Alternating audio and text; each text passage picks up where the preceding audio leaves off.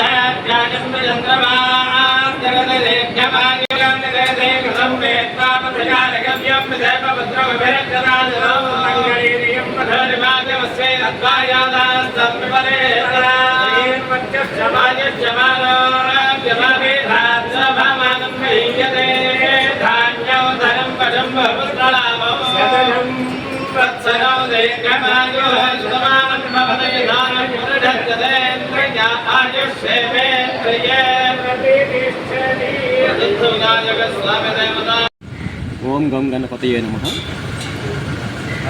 ప్రముఖ పుణ్యక్షేత్రం శ్రీ కాణిపాకంలో వెలసిన స్వయంభూ వరసిద్ధి వినాయక స్వామి దర్శనం కోసం ఈరోజు కుటుంబ సభ్యులతో చేయడం జరిగింది.